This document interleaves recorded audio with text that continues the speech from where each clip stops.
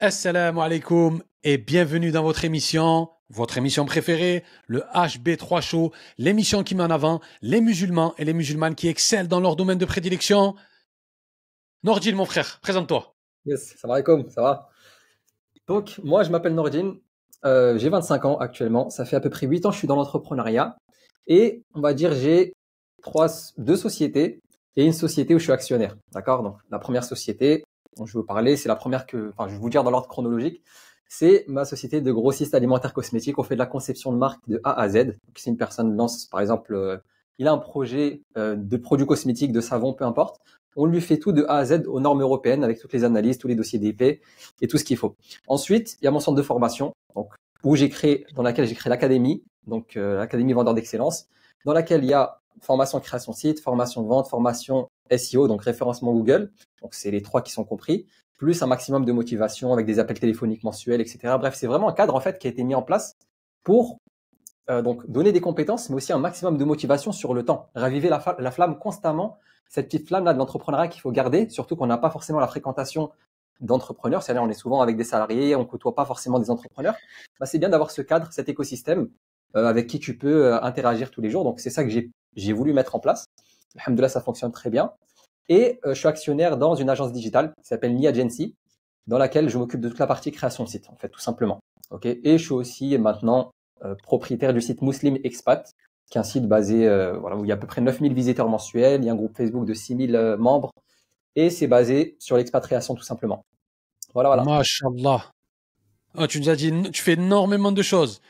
Ouais. Mais entreprendre, comme tu as dit, ça fait déjà des années. Tu n'as que 25 ans, tu es jeune et ça fait quelques années. Qu'est-ce qui t'a donné envie de t'intéresser à l'entrepreneuriat aussi jeune, aussi tôt?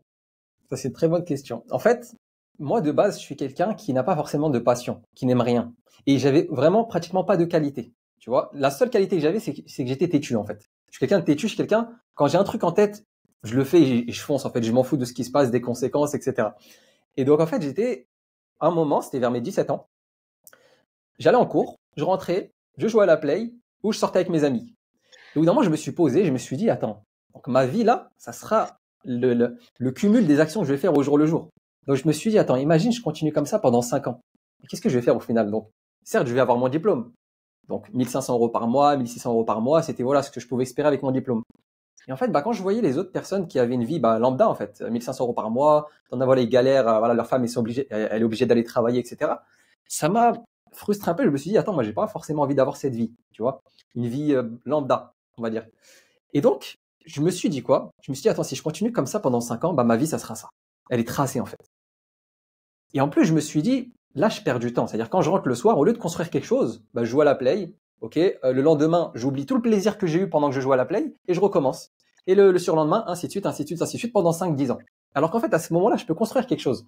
Donc, je me suis dit, pourquoi là, ne pas faire une pause sur tout ça, sur tous les trucs qui servent à rien sur le moyen long terme. Donc, sur le court terme, bien sûr, ça procure un plaisir, c'est bien de se détendre des fois. Mais sur le moyen long terme, ça m'apporte rien, vraiment rien.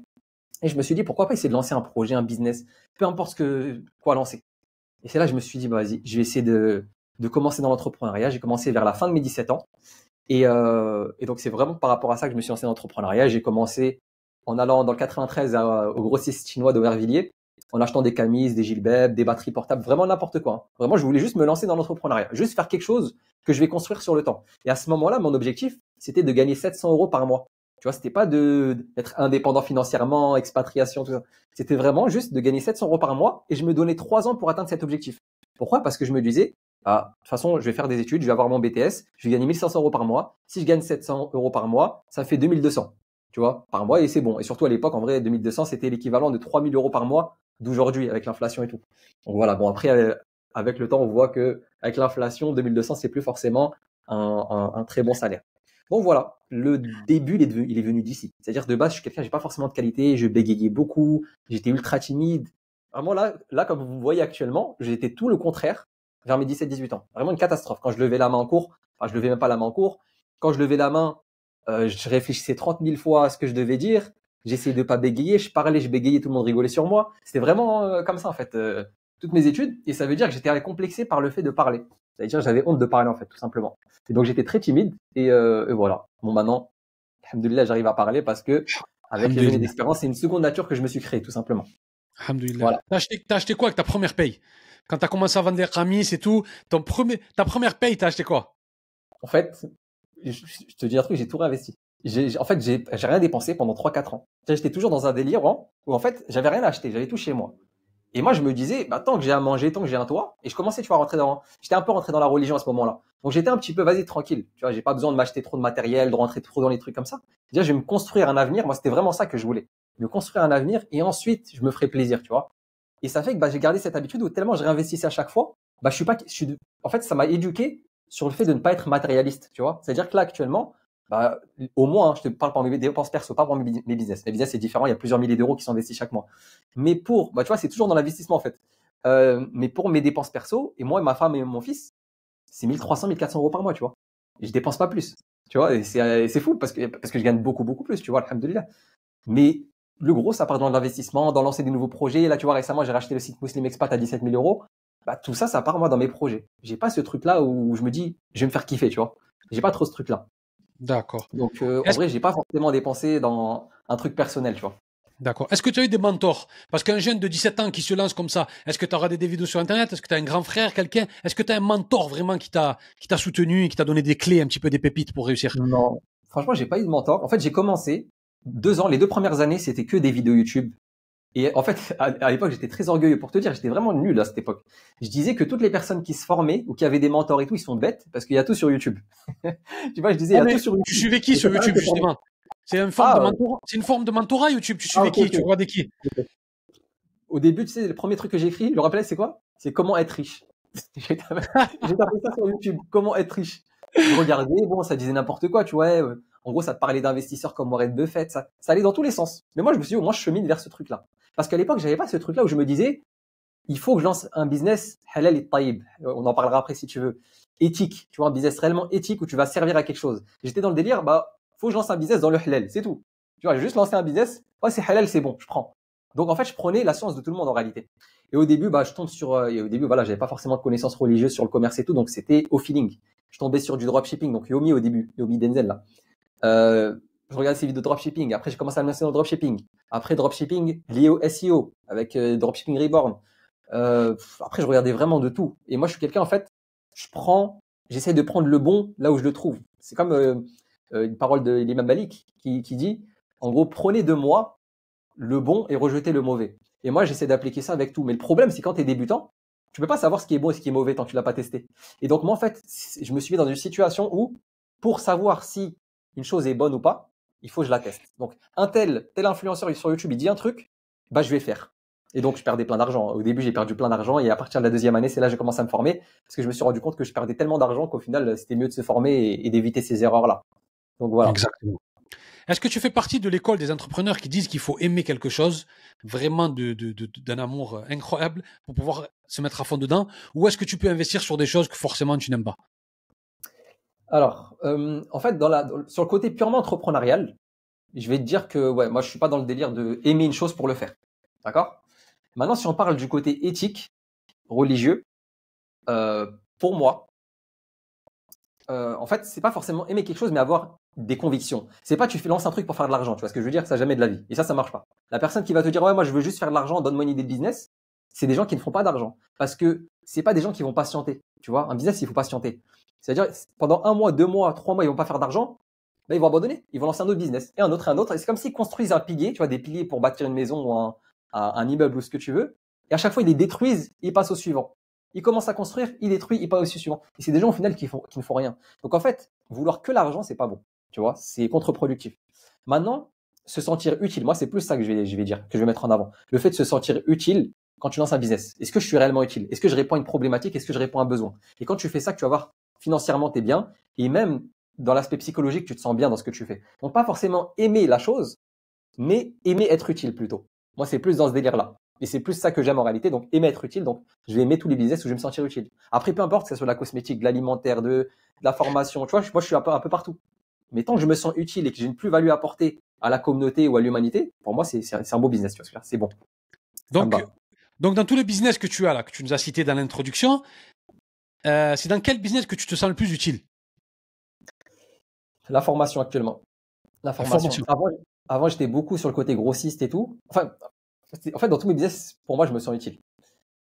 Sur le centre de formation, encore plus, parce que je suis directement en contact avec les apprenants. Il y a des ateliers, des lives, des trucs comme ça. Donc, je vois les résultats directs, tu vois. Et le business de grossiste alimentaire cosmétique, récemment, en fait, avant, je vendais que l'huile de Nigel en gros. Tu vois, mais des grosses quantités. C'est des 600 litres, 700 litres. Ça dépendait des fois, tu vois. Des fois, ça baissait. Ça dépendait des mois, des semaines et tout. Mais des fois, j'ai écoulé des 700 litres en même pas une semaine, en 5 jours, tu vois. Donc, c'est vraiment des grosses quantités pour fournir, tu vois, pour faire de la vente en gros, en fait. C'est de la vente en gros, tout simplement. Et donc là, je me sentais utile au début parce que je me disais, je fournis un produit bon pour la santé. Après, d'un autre côté, je me disais, ouais, mais en fait, j'ai pas de plus-value par rapport aux autres. Je suis pas réellement utile. En fait, que ça soit moi ou un autre, c'est pareil. En gros, je suis remplaçable. Et là, je me suis dit, pourquoi pas? Parce que moi, je me suis pris des contrôles par la DDPP, organisme de contrôle sanitaire. Je me suis pris 3 contrôles en tout. Et actuellement, je suis en cours de contrôle, contrôle fiscal actuellement. Mais celui de la DDPP, en fait, je me suis pris le contrôle et j'ai vu le stress qu'il y avait derrière tout ça. Et j'avais plein de frustrations que je sais que d'autres entrepreneurs ont toujours ces frustrations-là. Le fait de ne pas être aux normes, le fait de vendre un produit, t'es pas sûr, est-ce que tu es en règle, si tu fais contrôler demain, on peut te saisir tout ton stock. Tous ces trucs-là, c'est des choses qui m'ont beaucoup frustré à l'époque. Surtout quand t'as pas beaucoup d'argent, c'est très compliqué de se lancer dans la cosmétique, l'alimentaire et tout, aux normes, tu vois, dès le début. Et là, je me suis dit, il faut que je trouve une solution pour que les gens puissent se lancer dès le début, facilement, que tout soit clair et que tout soit fait à leur place. Et il y a personne qui fait ça en France, surtout dans la communauté, je connais personne qui fait ça actuellement. Donc je me suis dit, je vais me lancer dans ça. Et là, par contre, je pense que ça peut être quelque chose de très utile parce que ça pourra sauver des business complètement à des frères qui veulent se lancer dans l'entrepreneuriat, qui sont pas forcément savants entre guillemets des normes, tu vois. Et si t'es pas aux normes, tu vois, tu peux te faire bouffer tout ton business par un concurrent. Demain, un concurrent il te balance, ouais, regardez, il est pas aux normes, tu te fais tout rafler du jour au lendemain, tu vois. Moi, c'est ce qui m'arrive avec le business de grossiste alimentaire, la DDPP là, quand ils m'ont contrôlé, l'organisme de contrôle sanitaire.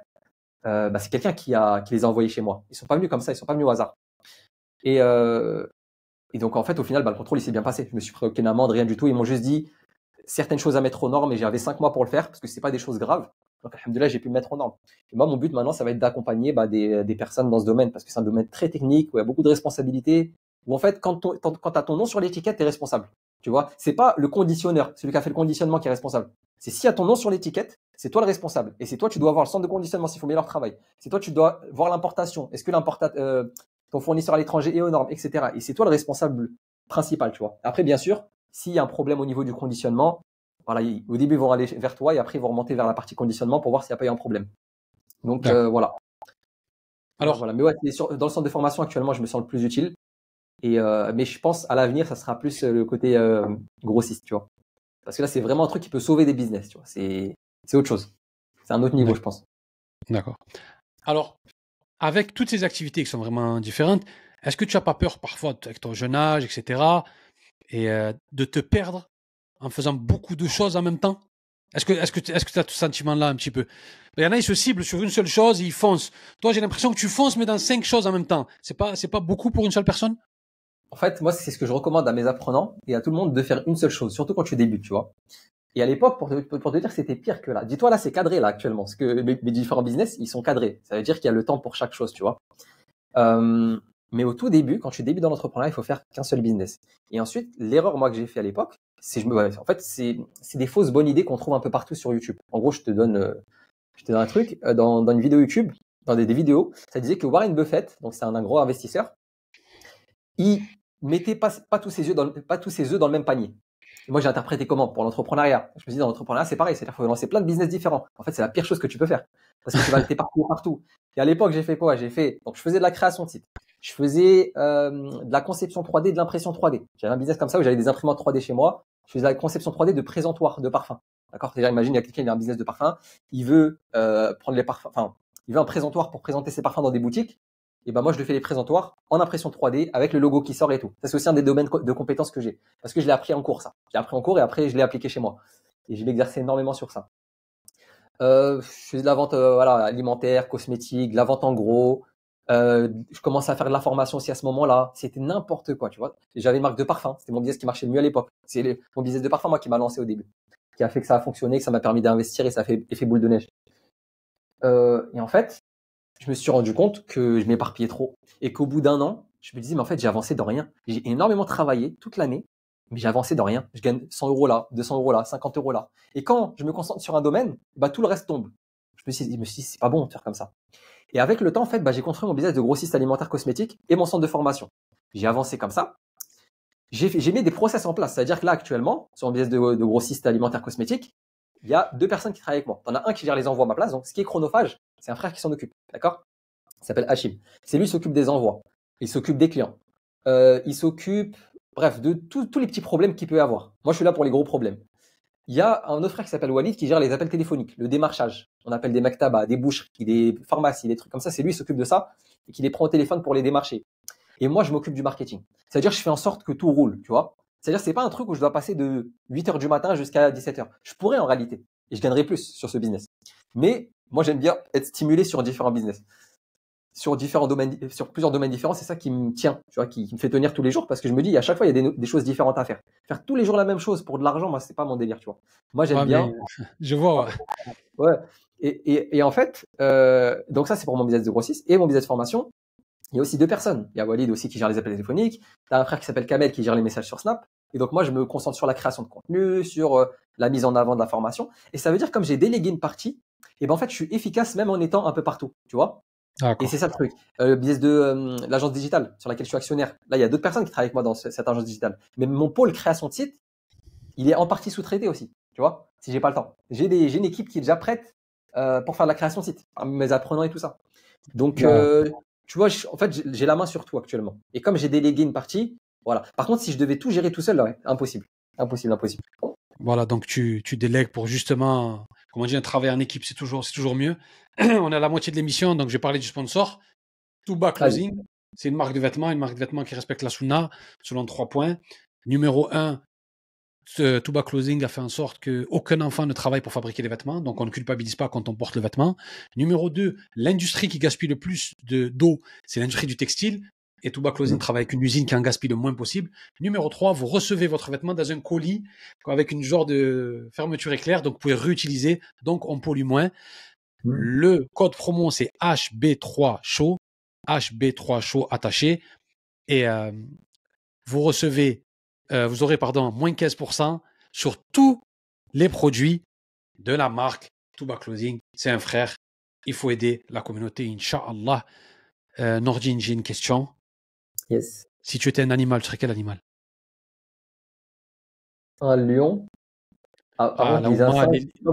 Là où moi, c'est les lions, les tigres. Le lion, c'est pour faire le mec viril. Oh non, mais tous les invités, c'est ça. Lion, tigre. Un singe. Ouais. Toujours, un c'est toujours ça.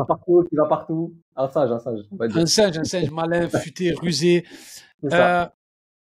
Alors, Nordine, quand tu te lances dans un business, quels sont tes critères? Tu te dis, c'est éthique, tu te dis, ça marche, tu te dis, j'aime bien, tu te dis, c'est à la mode. C'est éthique, d'accord, ça on l'a compris. Il faut que ça soit éthique, il faut que ça respecte, bien sûr, ça c'est tout à fait normal.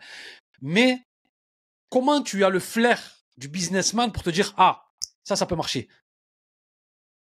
En fait, j'ai pas de flair. C'est-à-dire que moi, dans l'enseignement que je fais, c'est que je pars du principe de base qu'on peut faire de l'argent partout. Tu vois ce que je veux dire? Dans tous les business, on peut faire de l'argent. Tout marche. Maintenant, le truc, c'est tout marche. Bah regarde, t'en as, ils font des millions d'euros avec des cure-dents, en vendant des cure-dents. T'en as, ils font des millions d'euros en vendant des chaussettes. T'en as, ils font des millions d'euros. On a besoin des cure-dents. C'est pas, on en a besoin. T'as dit quoi? Ça répond à un besoin, on en a besoin des cure-dents. Oui, voilà. C'est pas bidon comme business, quoi. Même par exemple des fleurs, tout en fait. Tout. J'ai un verre là. Le mec peut-être qui fait ça, il gagne je sais pas combien. J'ai un cadre, j'ai une horloge, j'ai de la lumière. On peut faire de l'argent avec tout. Sinon, tout ça, je les aurais pas chez moi. C'est-à-dire, c'est pas des choses qui auraient été mises en avant. Mais que ce soit dans le design, dans l'immobilier, dans la création de site, dans le montage vidéo, dans ce que tu veux, il y a de l'argent. Maintenant, il y a des domaines, il y a de l'argent partout. Ça, c'est un truc qu'on peut pas, tu peux pas contredire ce fait-là. Par contre, tu peux me dire, ouais, tel business, par contre, est plus accessible que d'autres. T'en as certains, c'est basé sur des monopoles. Tu vois, des business, il y a de l'argent, mais il y a du monopole. Donc, en fait, le gros de l'argent, c'est une entreprise qui l'apprend. Bien sûr. Et donc, en fait, le truc, c'est déjà voir sa situation, voir son contexte personnel. Faut mettre des filtres. Tu dis, voilà, moi, mon premier filtre, déjà, c'est la religion. Est-ce que le business, première chose, est-ce que le business va être halal ou pas? Tu vois? Bien sûr. La deuxième chose, est-ce que c'est adapté à ton contexte? C'est-à-dire, tu vas pas me dire, imagine, tu es étudiant, tu travailles 2 heures par soir, t'as pas d'argent. Faut pas me sortir, ouais, j'ai envie d'ouvrir un restaurant. Et je vais chercher des investisseurs et rentrer dans des délires compliqués pour ouvrir ton restaurant. Alors que tu as 2 heures par soir et tu commences à me dire, ouais, je vais déléguer et tu te fais des films. Non. Faut vraiment avoir un point de vue réaliste et se dire, voilà, dans ma vie, qu'est-ce qu'Allah m'a donné? Tout simplement.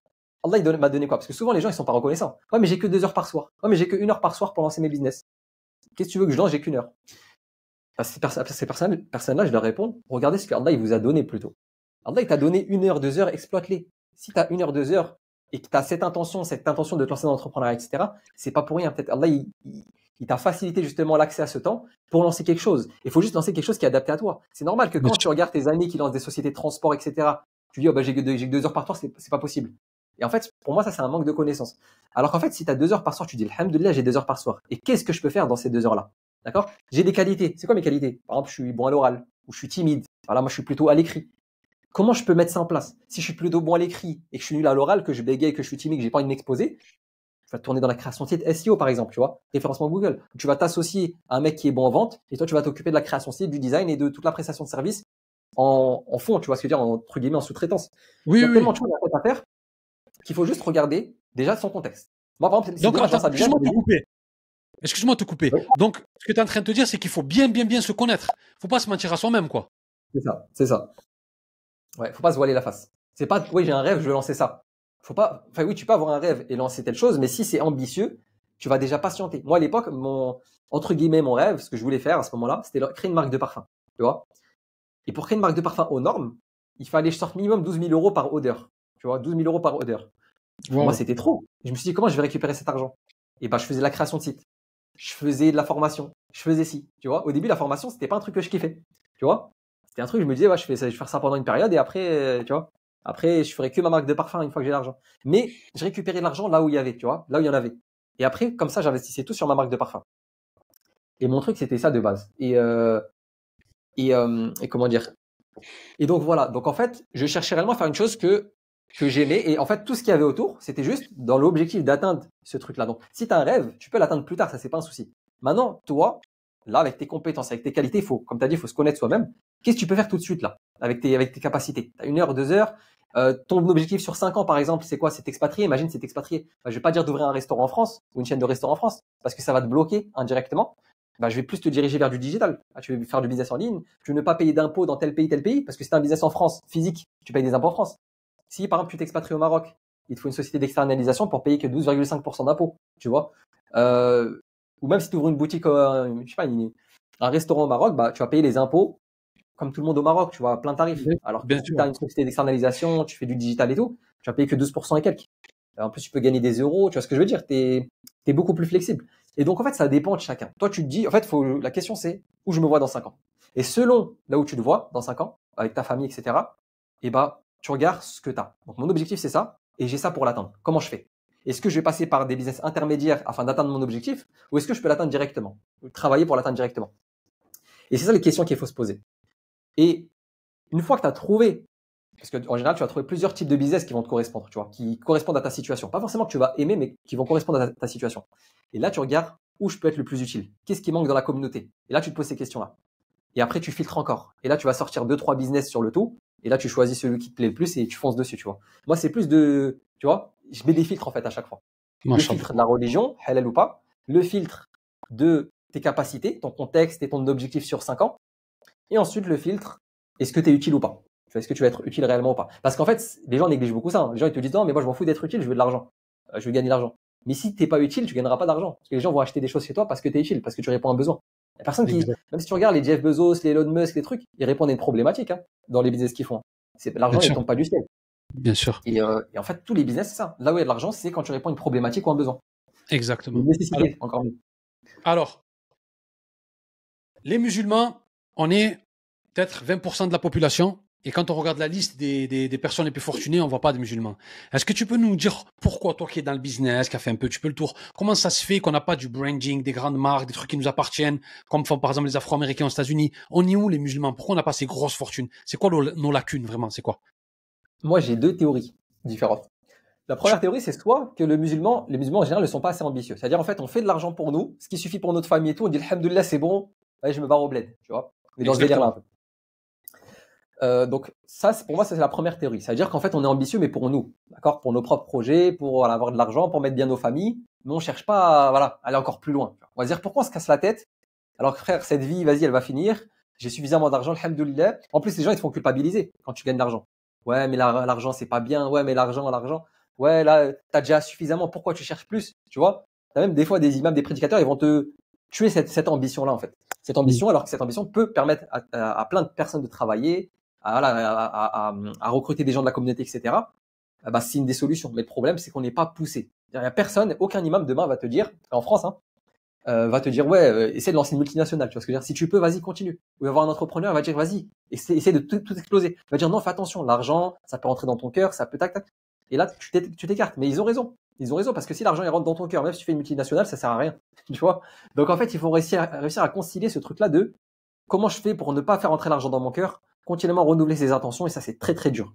Et je pense que ça fait peur à beaucoup de musulmans. En tout cas, les musulmans qui sont sincères, ça va leur faire peur, en fait, c'est ce truc-là, là. Tu vois? Même moi, des fois, ça me fait, donc je dis pas que je suis sincère ou pas, hein, mais moi, ça fait très peur, ça. Tu vois, le fait de gagner beaucoup d'argent et tout. J'ai peur un jour de m'égarer. Et c'est pour ça que moi, comme je t'ai dit tout à l'heure, hein, je gagne de plus en plus chaque année, mais je garde mes mêmes habitudes financières. Je t'ai dit, je dépense 1300 euros, 1400 euros par mois. Moi, pour moi, ma femme et mon fils, tu vois? Et mon fils est encore petit, tu vois. Et pourquoi en fait? Pourquoi j'ai gardé ce truc-là? Alors que je pourrais vivre avec 3, 4, 5 000 peut-être par mois sans que ça me pose problème et avoir un meilleur confort de vie. Parce que j'ai peur de luxe. J'ai vraiment peur d'ouvrir des nouvelles portes que, que j'ai pas encore traitées, entre guillemets. Parce que pour moi, en fait, plus tu gagnes d'argent, c'est comme si tu passes un palier. Là, on va dire, là, actuellement, tu gagnes, je dis n'importe quoi, imagine, tu gagnes 1000 euros par mois. Et bah, les tentations de 1000 euros par mois, tu les as fermées. Tu vois, les tentations que tu peux avoir pour 1000 euros par mois. Tu les as fermées, tout ça. Parce que tu as l'habitude, c'est ce que tu vis tous les jours. Quand tu es salarié ou quoi que ce soit. Par contre, quand tu passes de 1000 euros par mois à 3000 euros par mois, tu as des nouvelles possibilités. Et c'est ça le grand danger de la richesse.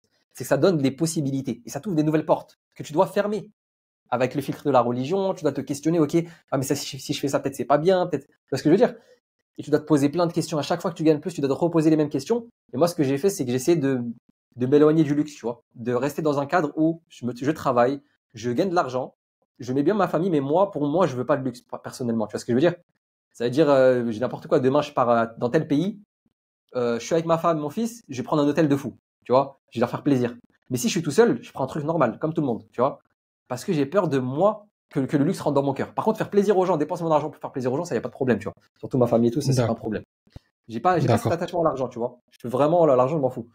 Donc, mais par Alhamdoulilah. contre, j'ai peur de ce luxe. Tu vois? J'ai vraiment peur de ça. Et la deuxième théorie, c'est qu'en fait, on n'a pas accès à riba, au crédit, et que l'argent appelle l'argent. Et ça veut dire qu'une fois que tu prêtes, enfin, bien sûr, t'en as, ils se font ruiner par le crédit, les crédits bancaires. Là, surtout les taux à 4%, c'est n'importe quoi. Tu sais que tout à l'heure, j'ai regardé les taux, les taux à 4%, j'ai fait un calcul. Tu vois, ceux qui font des crédits bancaires et tout. Sur 1 million d'euros, tu dois payer 500 000 euros en plus d'intérêt. Donc, tu payes un tiers d'intérêt. Tu payes 1 500 000 d'euros, 1 500 000 à la banque. Bien sûr, après, quand les taux d'intérêt baissent, c'est différent. Mais nous, on n'a pas accès à ça. D'accord? Moi, je suis de l'avis, pour moi, c'est la vie que riba, c'est interdit. Tous les crédits bancaires intermédiaires, c'est partie de riba. Et donc, c'est interdit. Et donc, je pense qu'on a ce blocage vers l'exponentialité. Tu vois? Un peu ce blocage-là où, même si on a des projets qui fonctionnent, parce qu'en fait, moi, je t'ai un truc, c'est que si tu arrives à faire, par exemple, 10 000 euros par mois avec un business, des fois, il suffit juste de rajouter de l'argent pour passer à 100 000. Tu vois, de rajouter des capitaux.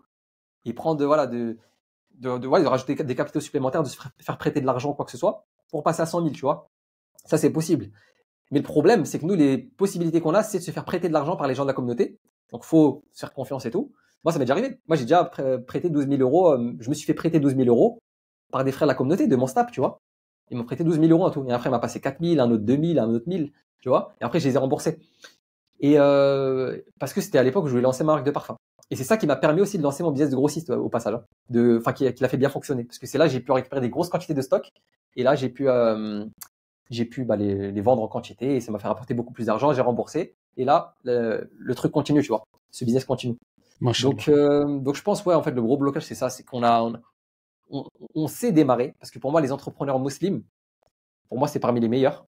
Mais en termes, parce on cherche l'entrepreneuriat, tu vois. On aime ça. C'est-à-dire, on n'a pas forcément peur du risque. Quand je vois d'autres communautés, dans d'autres communautés, ils ont très peur de lancer l'entrepreneuriat, tu vois.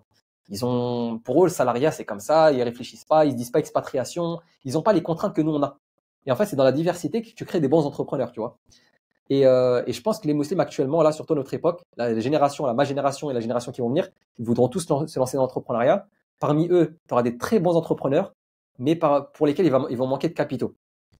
Et en fait, bah, avec le cheminement, avec le temps, au final, je pense, au bout d'un moment, tu vas te contenter de ce que tu as, tu vois. Parce qu'en fait, la vérité, quand tu gagnes des 10 000, 20 000, 30 000 euros par mois. Je connais un frère, il gagne 200 000 euros par mois. Tu vois, en fait, au bout d'un moment, tu te dis pourquoi je vais gagner ça? Tu vois, ça sert à quoi? Parce que quand tu regardes réellement 5 000 euros par mois, tu fais tout ce que tu as envie de faire en réalité. Tout le reste, c'est du plus, tu vois. Vas-y. Donc pourquoi te prendre la tête pour à peu près le même confort, gagner 10, 20, 30, 40, 50 000 euros supplémentaires. Sauf pour les personnes qui aiment l'argent, tu vois, qui ont ce truc-là dans le cœur. Mais quand tu détaches l'argent de ton cœur, tu fais un travail, une sorte d'introspection, tu vois, tu essaies de retirer l'amour de l'argent de ton cœur. Au bout d'un moment, tu te dis, mais ça suffit ce que j'ai.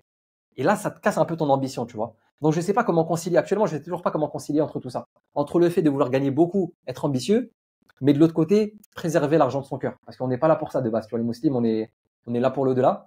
Bien sûr, avec l'argent, on peut faire travailler des gens. Si c'est bien utilisé, l'argent, c'est magnifique, tu vois. Comme Sofiane Thaouri, dans les années 700, il a dit l'argent est le bouclier du croyant. Tu imagines? Et nous, que dire en 2024, tu vois? Que dire en 2024 où l'argent, en fait, c'est voilà, une époque de capitalisme, où justement, l'argent, c'est le nerf de la guerre, tout simplement, tu vois. Et Sofiane Thaouri, il l'avait dit dans les années 700. L'argent est le bouclier du croyant. Mais si c'est bien utilisé, bien sûr. Pour certains, ça les a égarés. Il y a un hadith du prophète, où une personne est venue voir le prophète, et il lui a demandé, invoque pour moi pour que je devienne riche. Invoque pour que je devienne riche. Le prophète a dit, non, ça suffit ce que tu as. Il insistait. Le prophète, il a fait des doigts pour lui, pour qu'il devienne riche. Cette personne venait tout le temps à la mosquée, hein. C'est-à-dire, il était toujours là pour la mosquée, payer sa zakat, etc. Je ne sais pas s'il pouvait payer sa zakat, mais en gros, il faisait toutes les obligations comme il pouvait. Et ce qui s'est passé, c'est que le prophète a invoqué pour lui. Cette personne est devenue riche. Il commence à délaisser les prières en groupe, jusqu'au point où il a commencé à aimer l'argent, et il voulait plus payer sa zakat. Devant le prophète, il a dit, je ne veux pas payer ma zakat. Il voulait pas payer sa zakat. Le prophète, excuse-moi, il est décédé. Après, Abou Bakr qui arrivait. Et il s'est remis en question. Tu vois, ce compagnon, il s'est remis en question. Il a dit, non, mais là, j'ai fait un truc de fou. Il faut que j'aille, tu vois, j'aille voir Abou Bakr et payer la zakat. Tu sais, il a répondu quoi, Abou Bakr? Il a dit, si le prophète n'a pas accepté ta zakat, n'a pas pris ta zakat, je voulais dire, et ben moi, je te la prends pas. C'est un truc de fou. Tu vois, donc, tu te dis d'un côté, l'argent, ça peut être incroyable parce que tu peux faire, là, en fait, il a dit, tu peux, tu parraines un orphelin, celui qui parraine un orphelin, il sera comme ça, il a rassemblé ses deux doigts au jour du jugement avec moi, tu vois, dans le delà avec moi. Bien sûr. Tu dis construire un puits, tu dis c'est une des meilleures aumônes, tu dis faire trop de trucs, c'est trop facile en fait quand t'as de l'argent, construire un puits c'est rien. C'est comme si tu envoies 50 euros à quelqu'un, tu vois. C'est trop facile. Et tu peux en faire en quantité énorme. Mais même si tu fais ça, en fait, le fait d'être constamment concentré sur ton travail, ça peut te diminuer ton niveau de spiritualité. Tu vois? C'est-à-dire que même si l'aumône, moi j'ai l'impression que l'aumône, en tout cas que tu fais, même si tu en fais en quantité, ça va pas forcément augmenter ton niveau de spiritualité, ce que tu as dans le cœur, tu vois. Et des fois, même si tu fais des aumônes et tout, tu peux te voiler la face en disant non, mais je fais ça, je fais de l'argent pour aider. Mais au bout d'un moment, tu vas plus ressentir la religion dans ton cœur. Et moi, pendant une période, ça m'a fait ça. Et après, tu te remets en question, tu vois. T'arrêtes de travailler pendant un moment, tu te poses, remise en question, renouvellement des intentions. Donc ça, c'est une chose, tu vois. Pour moi, c'est très technique. Et tout est basé sur de l'intention, en fait. Et l'intention, elle change, tu vois. Même moi, quand je te dis, par exemple, en business de formation, des fois, je suis là en mode, je veux aider les apprenants à mort, tu vois. Je suis vraiment dans là, je me dis, faut qu'ils réussissent, absolument. Des périodes, imagine, j'ai une galère financièrement ou quoi que ce soit, dans ma famille ou quoi. Vas-y, c'est plus ma priorité, tu vois. C'est plus moi maintenant, je vais me concentrer sur moi. Vas-y, il faut que je génère de l'argent et tout. Donc, à ce moment-là, est-ce que je suis sincère? Est-ce que je fais ça réellement pour Allah, etc., tu vois? Donc, voilà, il y a plein de questions. Mais après, ça, c'est selon l'échelle que tu vas taper, comme je t'ai dit, quand tu passes de 1000 à 2000, 3000, en fait, c'est les fluctuations de gains qui vont te ramener à certains doutes, à certaines tentations. Par contre, si tu gagnes toujours le même argent ou tu gagnes progressivement, comme moi, c'est ce qui m'est arrivé pendant 8 ans. Bon, je suis monté actuellement, je suis à plus de 5 chiffres. Enfin, 5 chiffres. Avec le temps, même si maintenant je suis à 5 chiffres, en fait, ça ne change rien à ma vie. Je suis normal, tu vois ce que je veux dire? Je fais mes courses normales. Tu vois ce que je veux dire? Il n'y a rien qui change. Le seul truc que je fais, c'est je mange bio, par exemple. Tu vois, je mange bio maintenant. Avant, je mangeais pas bio. Rien d'autre, en fait. C'est ça, ma grosse dépense, c'est la nourriture. Moi, c'est bio. C'est tout. D'accord. Et parce que je me dis, c'est un truc bien pour la santé. Tu vois, c'est pour ma santé, je préserve la santé. Donc là, je me dis, c'est pas de la dépense inutile. Tu vois? Donc voilà. Moi, c'est la vision que j'ai. Donc, moi, j'ai très peur de tout ça, tu vois. Pour ça, moi, je pense, comme tu as dit, pour résumer rapide, c'est soit, donc il y a deux théories, soit le musulman a peur d'aller trop loin, que ce soit pour sa propre personne, que ce soit parce qu'il se fait décourager des gens. Chacun a, je pense, sa raison. Et on manque de capitaux. La deuxième théorie, c'est que comme on peut pas faire de crédit, on manque de capitaux. On est en concurrence avec des gens qui peuvent lever des millions d'euros, alors que nous, on doit se compter sur nos propres moyens pour évoluer, tu vois. Donc, il n'y a pas d'effet de levier. C'est ça que je veux dire. D'accord. Voilà. Alors, mon frère, tu nous as dit énormément de choses, machallah, et je t'en remercie. Qu'est-ce qu'il faut Avec attendre plaisir. de la part de Nordine pour l'année 2024 là? Quels sont les projets? Peut-être que tu peux pas tout nous dire, mais qu'est-ce qu'il faut attendre rapidement là de ta part dans cette année 2024? Là, comme je t'ai dit tout à l'heure, j'ai racheté cette année le site Muslim Expat. Hmm. Acheté en décembre, ouais, j'ai récupéré le site vraiment, j'ai mis la main dessus là en janvier, février. Et donc, en fait, j'ai acheté ce site parce que moi, j'ai vraiment cette vision où, c'est peut-être pas ta vision, mais en gros, ma vision où faut s'expatrier. Enfin, faut partir de ce pays. Tu vois? Je sais que la France, tu vois, elle nous a donné beaucoup, etc. Mais moi, je suis pas trop dans cette vision. Dans cette vision, j'ai grandi en France parce que j'ai grandi en France. Bien sûr, on a eu des possibilités que d'autres pays n'ont pas forcément pu avoir. J'ai un truc tout bête, hein, juste les moyens de paiement Stripe. Avoir un compte bancaire français et avoir la possibilité de faire des paiements carte bancaire sur ton site. Déjà, niveau entrepreneuriat, c'est magnifique, tu vois. T'as plein de facilités comme ça sur l'entrepreneuriat. C'est très ouvert. Mais par rapport à l'écosystème, voilà, j'ai un enfant maintenant. Je me dis, moi, je me suis toujours juré que jamais je laisserai je ferai grandir mon enfant en France. Par rapport aux études, tu sais très bien ce qu'on apprend maintenant en cours, à l'école. Et je me dis, c'est pas possible, tu vois. Ça serait mauvais après, c'est ma vision, hein. C'est ma vision. Ah ouais. Mauvais en tant que père pour mon fils de laisser mon fils en France. Et pour moi, c'est un devoir de partir, tu vois. Donc moi, ça, c'est ma vision. Et une fois qu'Inch'Allah, donc cette année, Inch'Allah, si tout se passe bien, je vais essayer de m'expatrier au Maroc. qu'Allah me facilite. Inch'Allah. Inch'Allah, Amin. Donc, j'en ai la possibilité financière, etc. Mais moi, c'est pour plusieurs raisons, j'ai préféré retarder. Et une fois que je serai là-bas, Inch'Allah, Inch'Allah. je vais en fait beaucoup plus mettre en avant le côté expatriation, en fait. Ça dépend après de mon ressenti sur place. S'il n'y a pas forcément de ressenti, bah, je fais comme d'habitude, je développe mes business, j'essaie de faire grossir mes business, recruter plus de personnes et tout, faire travailler plus de gens. Par contre, si je pars au Maroc et que je me sens vraiment épanoui dans l'expatriation, bah là, je parle bien d'expatriation parce que il y a Hijra et expatriation. Moi, pour ma part, je parle plus d'expatriation parce que je pense beaucoup aux impôts, aux trucs comme ça, même s'il y a une partie religieuse, tu vois. Mais l'intention n'est pas exclusivement, la vérité, elle n'est pas exclusivement pour Allah, tu vois. Je vais pas dire, ouais, c'est 100% pour améliorer ma religion, sinon je serais parti à Médine, tu vois ce que je veux dire, si c'est exclusivement pour la religion. Mais c'est en partie pour la religion, en grande partie pour la religion, mais aussi pour les impôts et beaucoup de choses. Bon, même si le bien du musulman, l'argent du musulman fait partie en fait de la charia, des choses que protège la charia, le bien du musulman. Si en France tu te fais racketter la moitié de ton argent, c'est pas normal aussi. Ça peut être une raison aussi, qu'on peut voir d'une façon religieuse, Allah alam, je sais pas. Et donc ouais, en fait, mettre en avant à fond l'expatriation, mettre des services en place. Le site Muslim Expat, actuellement, il y a 9000 visiteurs mensuels, 6000 personnes sur le groupe Facebook. Et le but, c'est que dans chaque pays, j'aille voyager dans différents pays et j'aille interviewer des gens qui sont expatriés, en fait, tu vois. Mais en face à face, podcast, caméra, tout ça. Et c'est voilà, de partager l'information. Pas forcément inciter les gens, mais partager au maximum l'information d'expatriation. Et pourquoi pas lancer un second business d'accompagnement à l'expatriation, avec des contacts dans chaque pays, etc. Faire des pôles, tu vois, des pôles au Mali, des pôles au Maroc, des pôles en Tunisie, en Algérie, en Arabie Saoudite, à Médine, ce que tu veux, en Mashallah. Malaisie et tout, pour simplifier l'expatriation. Moi, je veux pas inciter les gens, mais au moins simplifier. Quand quelqu'un demain veut s'expatrier, il se dit pas, ouais, il y a une montagne en fait à franchir. Non, regarde, il y a Mashallah. des exemples, des témoignages de personnes qui sont expatriées partout dans le monde. Et en plus, on a mis des systèmes en place pour te faciliter tout, tu vois, la paperasse, l'expatriation, pour Mhm. avoir la résidence fiscale là-bas, je sais pas quoi, tu vois, tous ces trucs-là, là, bah, le but, c'est de simplifier au maximum. Ça va être mon travail, je pense, sur les prochaines années, si je m'épanouis dans l'expatriation et je pense que c'est un bien. Voilà. Inch'Allah. Qu'Allah te Inch'Allah. facilite, mon frère. Ah, mais mon On frère, arrive à la fin de l'émission. Merci énormément d'avoir accepté de avec venir, plaisir, c'est un de plaisir, nous merci faire beaucoup. partager un petit peu ton histoire, ton aventure et toute ta philosophie, toute ta vision autour de l'entrepreneuriat. J'espère que ça va aider un maximum de personnes et j'en suis sûr que ça va aider un maximum de personnes. Et je te laisse le mot de la fin avant qu'on termine l'émission, Inch'Allah. Moi, j'ai pas forcément grand-chose à dire, mais en tout cas, essayez de vous lancer dans l'entrepreneuriat Inch'Allah. selon votre vision, selon votre contexte, selon ce que vous avez en place. Arrêtez de vous plaindre de ce que vous avez pas. Toujours, j'ai pas, j'ai peur, j'ai ci. Regarde ce qu'Allah t'a donné. Allah t'a donné 1 heure, 2 heures par soir. Essaye de l'exploiter proprement. Ça sert à quoi de rentrer chez toi, regarder Netflix? Ouais, je me décontracte. Mais dans 5 ans, ta vie, elle aura pas changé. Tu peux te décontracter autant de fois que tu veux. Si tu te décontractes, c'est qu'il y a un problème dans ta vie en soi. C'est que ta vie, déjà, elle est contractée, entre guillemets.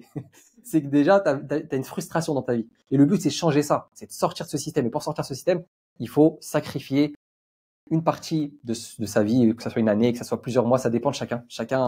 Allah accorde sa réussite à chacun selon un temps déterminé. Et en Inch'Allah. fait, ce qu'il faut se dire, c'est vraiment qu'est-ce que Allah m'a donné et qu'est-ce que je peux exploiter à travers ça. Et au moins, tu dis, même si tu rates, tu prends de l'expérience, tu apprends des choses. Et dans tous les cas, ce temps-là, tu l'aurais perdu devant Netflix. Donc autant faire quelque chose de bien et avec une bonne intention, peut-être tu vas prendre des hasanats plutôt que de perdre ton temps. Et même religieusement parlant, tu Inch'Allah. vas perdre ton temps, c'est lourd. Tu te dis, ah, je perds mon temps. Tu vois, alors que le temps, c'est très important. Et comme le prophète alayhi salam a dit, il Allah y a deux sallam. choses que les gens négligent, le temps et la santé. Voilà. C'est le mot de la fin. Barakallahu fik, on ne peut pas faire mieux sur la parole du prophète, que la paix et le salut soient sur lui. En tout cas, c'est la fin de HB3 Show. On se dit à la prochaine. Salam. Salam alaikum.